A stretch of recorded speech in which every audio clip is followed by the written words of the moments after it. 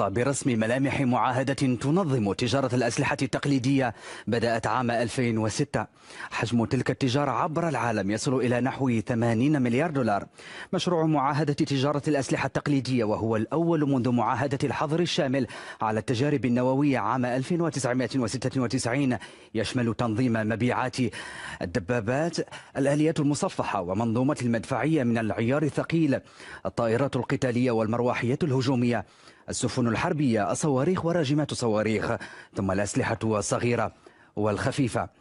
الدول الأكثر تصديرا للأسلحة، وحسب معهد ستوكهولم الدولي لأبحاث السلام، تحتل الولايات المتحدة الأمريكية حتى الآن المرتبة الأولى في قائمة الدول المصدرة للأسلحة في العالم، حيث تقدر قيمة عملية نقل الأسلحة التقليدية من طرفها بنحو 30% من إجمالي قيمة صادرات الأسلحة. لذلك يعد موقفها من معاهدة تجارة الأسلحة أساسيا. تعد روسيا ثاني أكبر دولة مصدرة للأسلحة في العالم، حيث قيمة الصادرات بمعدل 26% من حجم المبيعات العالمية. تأتي ألمانيا في المرتبة الثالثة بحجم مبيعات بلغت نسبتها 7%. أما فرنسا فتحتل المرتبة الرابعة بمعدل 6%، وتأتي في المرتبة الخامسة الصين بمعدل 5% من معدل تجارة السلاح العالمية، وبالتالي تبعد المملكة المتحدة من تصنيف الخمسة الأوائل المصدرين للسلاح في العالم.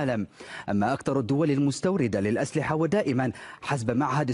ستوكهولم الدولي لأبحاث السلام، تأتي الجزائر والمغرب كأكثر الدول استيرادا للأسلحة على الصعيد الدولي، حيث يعيش البلدان سباقا محموما نحو التسلح، ويعملان على تجديد ترسانتيهما العسكرية وتخصيص موازنات ضخمة ومتصاعدة للدفاع من أجل ضمان درجة مقبولة من التوازن. وسجلت واردات دول شمال إفريقيا من الأسلحة ارتفاعا بنسبة 350% خلال الفترة الممتدة ما بين عامي 2008 و2012، حيث رفع المغرب من نسبة استيراده للأسلحة لتصل إلى 146%، في حين رفعت الجزائر حجم وارداتها من الأسلحة بما نسبته 277%. أهداف مشروع معاهدة تجارة الأسلحة التقليدية هي إلزام كل بلد بفرض رقابة على صادرات الأسلحة، ومنع وصول الأسلحة التقليدية إلى السوق السوداء، ثم إجراء تقييم للحقول دون الالتفاف على حظر دولي، ومنع ارتكاب إبادة أو انتهاكات لحقوق الإنسان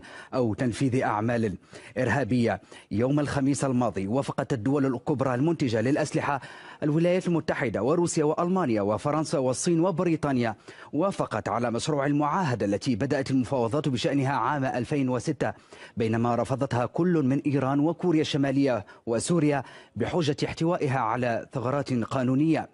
تبني المعاهدة لا يعني أنها ستصبح ملزمة للجميع. رغم ذلك فلن تغطي المعاهدة الأسلحة غير التقليدية النووية منها والكيماوية والبيولوجية، ما يبقي الخطر قائما. صاحب الجلالة الملك القائد الأعلى ورئيس أركان الحرب العامة للقوات المسلحة الملكية، الأمر اليومي 14 ماي 2012. الحمد لله والصلاة والسلام على رسول الله وآله وصحبه. معشر الضباط وضباط الصف والجنود، تحل اليوم ذكرى من ذكرياتنا الوطنية الخالدة،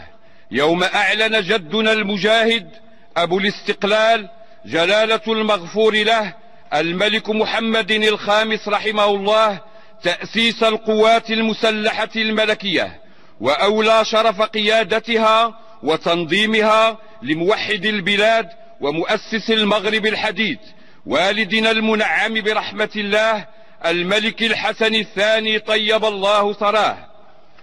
وإذ نخلد اليوم الذكرى 56 لهذا الحدث التاريخي العظيم الذي عزز المغرب من خلاله استقلاله واستكمال سيادته ووحدته، يسعدنا أن نوجه لكم أفراد قواتنا المسلحة الملكية بمختلف مكوناتها البرية والجوية والبحرية والدرك الملكي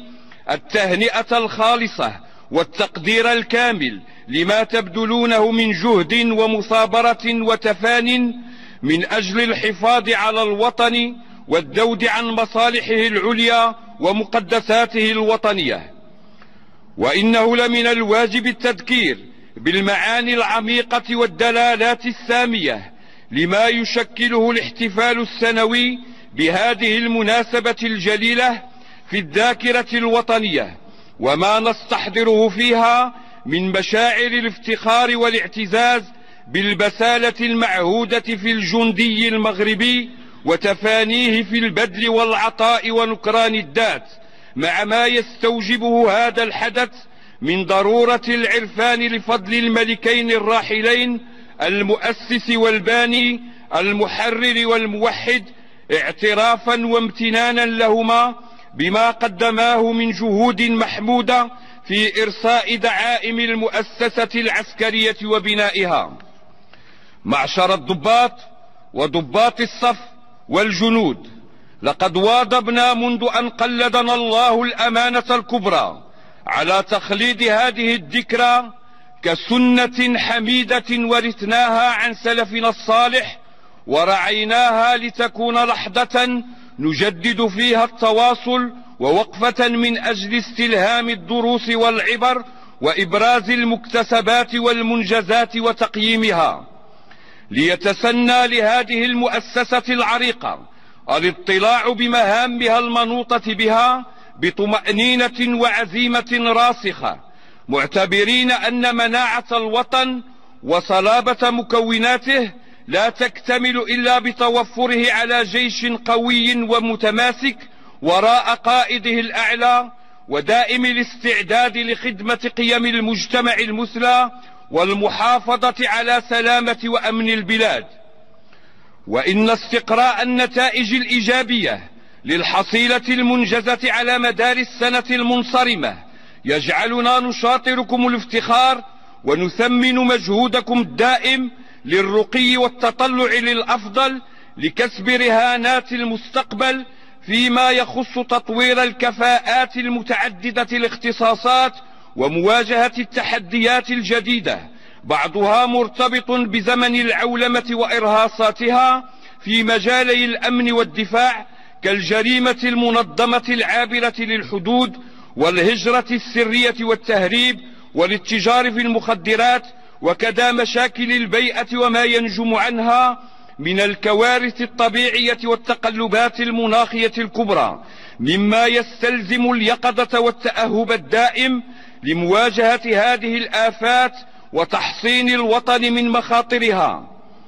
إن جنودنا المرابطين في التخوم والحدود بأقاليمنا الجنوبية أو العاملين بالوحدات المختصة في مراقبة الحدود البرية والجوية والبحرية والدرك الملكي،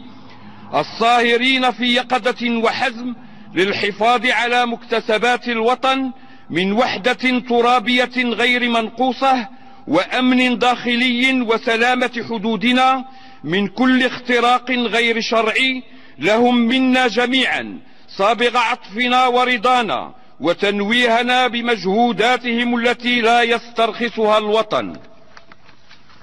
معشر الضباط وضباط الصف والجنود،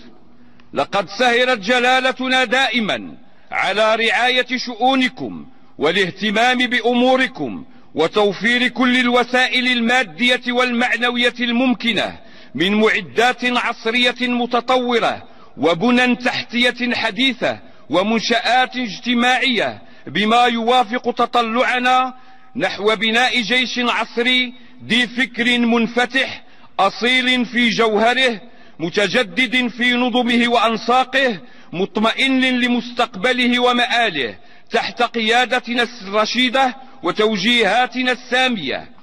وقد حرصنا في هذا الصدد على نهج خطة سليمة في التكوين وإعداد العنصر البشري كركيزة من ركائز التطور والرقي بكل مكونات القوات المسلحة الملكية في مجالات متعددة علمية وتقنية، عمادها الجودة في المضمون وغايتها إعداد الجندي الكفء المتفاني في حب وطنه وملكه، المستعد دوما لتلبية نداء الواجب بحس صادق وعزيمة قوية وإيمان راسخ، وسعيا من جلالتنا على تمكين أفراد قواتنا المسلحة من القيام بمهامهم في أحسن الظروف تم تهيئ القانون المتعلق بالضمانات